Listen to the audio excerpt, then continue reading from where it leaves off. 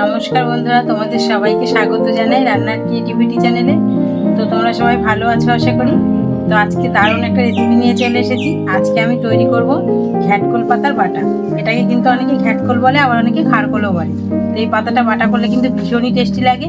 তো এই পাতাটা কিভাবে বাটা করলে ভালো লাগে সেটাই আজকে তোমাদের সঙ্গে শেয়ার করব। তো প্রথমে এই যে পাতাগুলো নিয়েছি আমি, এই পাতা এবং ডান্ডি সব সমেত কিন্তু কেটে নেব। তো এখানে সামান্য কিছু উপকরণ নিয়েছি। তোমরা পুরো ভিডিওটা দেখো, আশা করি রেসিপিটা তোমাদের ভীষণই ভালো লাগবে।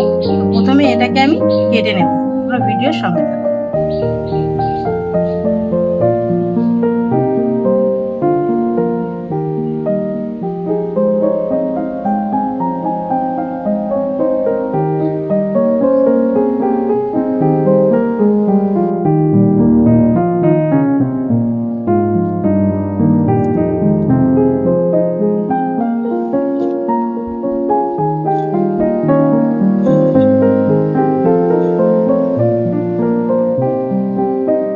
দেখো এই যে ডাঁটটা কিন্তু আঁশগুলো আমি ফেলে দিলাম। এবার আমি একদম কুচিয়ে কেটে নেব। দেখো এরকম করে কেটে নিয়েছি। আর এই পাতাগুলো যে আছে, এই পাতাগুলো কিন্তু কুচিয়ে কেটে নেব।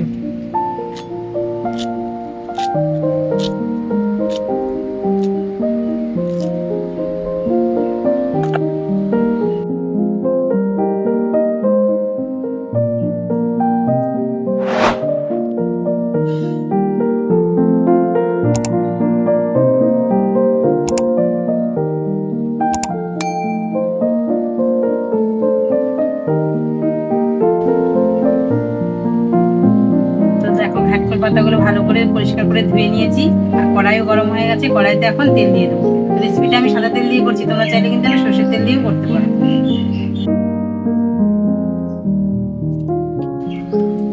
তিনটে শুকনো লঙ্কা ভেজে তুলে নেব।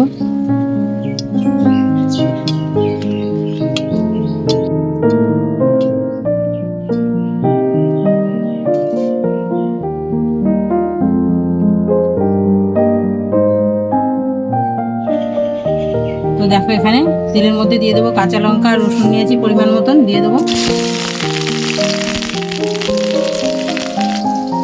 এবারে দিয়ে দেবো কালো জিরে,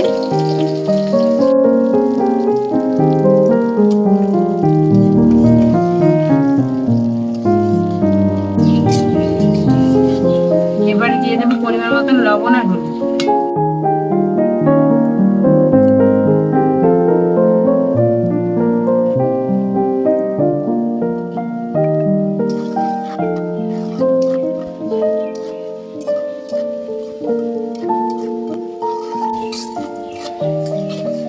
তো দেখো কালো জিরে দিয়ে লঙ্কা আর রসুনগুলো ভালো করে ভেজে নিয়েছি। এবার ঘ্যাটকোল পাতাগুলো দিয়ে দেবো।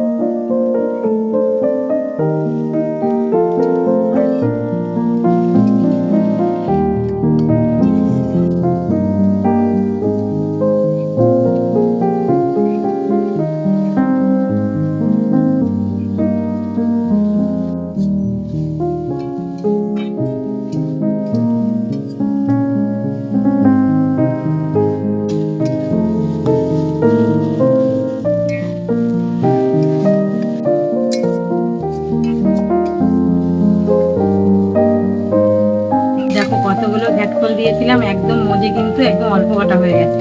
আর এর ঘ্যাটকোলটা দেওয়ার পরে কিন্তু সঙ্গে সঙ্গে অনেকটা জল ওঠে। এই জলটা কিন্তু একদম পুরো টানিয়ে শুকিয়ে নিতে হবে। জল থাকলে কিন্তু গলা ধরতে পারার সম্ভাবনা কিন্তু থাকে। তো আমার প্রায় হয়ে এসছে, আর একটুখানি নাড়লেই আমি নামিয়ে নেব।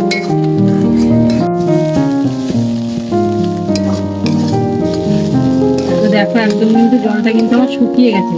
কিন্তু জল শুকানোর পরেও আরো 2 থেকে 3 মিনিট একটু ভাজা করে নিতে হবে, তাহলে গলা ধরার সম্ভাবনা একদমই থাকবে।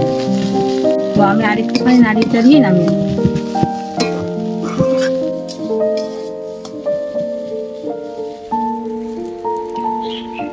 দেখো কত সুন্দর শুকনো শুকনো করে ভাজা করে নিয়েছি। এখন শুধু বেটে নিলেই আমার রেসিপিটা কিন্তু পুরো কমপ্লিট হয়ে যাবে।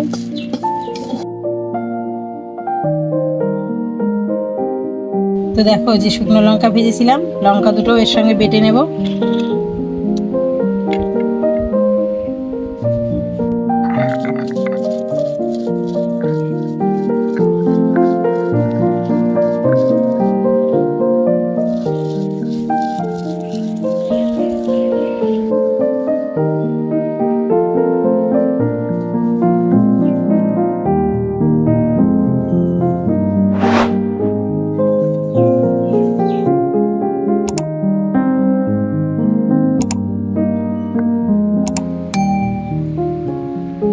তো দেখো আমার বাটাটা রেডি হয়ে গেছে।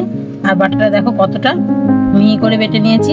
তো এরকম করে বেটে নিতে হবে। আর এটা খেতে কিন্তু দারুণ সুস্বাদু।